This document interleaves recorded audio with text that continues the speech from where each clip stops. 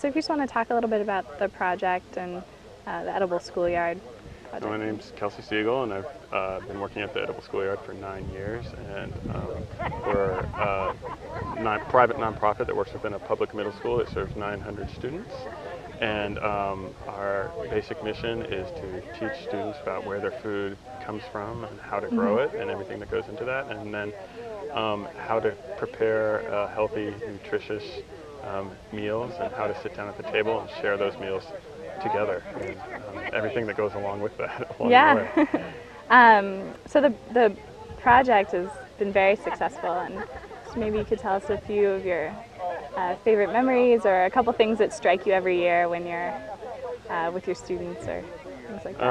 I Their think, surprise or. Yeah, I think what strikes me every year is their first, impressions of the garden, just the sense of wonder that they have coming out there and having such a beautiful place. It's part of their school, and to have them start working in there and getting so comfortable foraging out there, and so comfortable in this space that for a lot of them is an unfamiliar environment.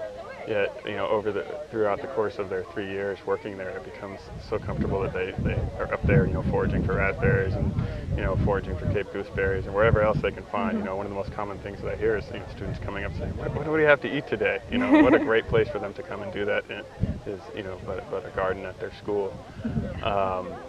It's sometimes it's hard after I do work with 300 students a week, so to have those specific stories to come back to, but we do get students that come back and they do remember foraging for those foods. They do remember the hard work that they put into the garden and creating that space and feeling an attachment to a space. I think that they've created, which I think is really a valuable thing for them. Yeah. Can you speak, you touched on it already, but just continue speaking to the importance of, having a relationship with agriculture, and especially with our youth, and how it might affect them and potentially affect their future career paths or things like that. Sure. A lot of our students, the first thing that we're really striving for, and for some of them this may be all that they get, is just a comfort in being in an agricultural space. And knowing some basic fundamentals about where their food comes from. A lot of them don't know that a carrot grows under the ground, or that a potato grows under the ground, or that it takes a year for a tree to produce an apple. Right. All these things are new concepts for them, but getting them familiar with where their food comes from and how to make choices about the food and how to make choices about seasonality. They don't, they can go to the supermarket and get anything at any time of the year that's, maybe grown halfway around the world. But giving, the first time they come out to the garden, in the beginning of school, there's tons of raspberries, and they're like psyched about it, and then they might come back out later on in December when they've gone dormant. They're like, what happened to all the raspberries? You killed them, But that's at least, I'm like, no, they're dormant, and that's definitely what we were reading from some 8th graders the other day. They were writing messages to incoming 6th graders, and they were like, you'll definitely know the word dormant by the time you come out of there. And I think that, but that was that direct experience of, being out there, eating that food, having it be there, and then having it be gone, but then it comes back again. Right. And that's, one of the wonders of agriculture is it is this cycle of life and death and then renewal and then coming back again. And, so introducing to those concepts and teaching them how to cook their food.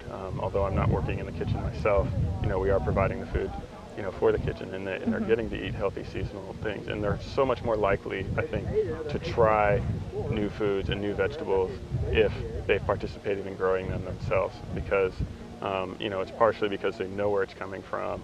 It's not their parents forcing them to eat something that they haven't seen before.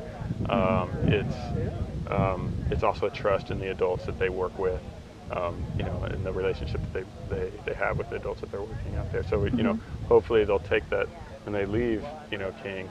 They'll take that comfort level. They'll know what kale is. They'll know what they'll know what the Cape gooseberries are, and they'll know how to use different herbs and spices. And certainly we see that with some of our 8th graders. We've been making pizzas in our pizza oven this spring, and we didn't have any tomatoes to put on there. We didn't have any pepperoni, but they were making them with chard and spinach and fresh herbs and just a little bit of cheese. And you know, and that for just that in itself is a huge, you know, for me, accomplishment that they love eating this thing, and they're like, this isn't like, I never would have thought of this as pizza, but you know, if someone had served this to me, I'd go out and buy it every day. Yeah. You know, and so just exposing them to, you know, a lot of them don't have access to, you know, healthy, nutritious food in their communities, so we're trying to introduce it to them. You know, the place to start is in their school, because everybody goes through school, you know, and, you know, regardless of what's available to them at home, we know that if we make those changes and introduce it to them in school, that hopefully, you know, it's going to have an impact on them for the rest of their lives.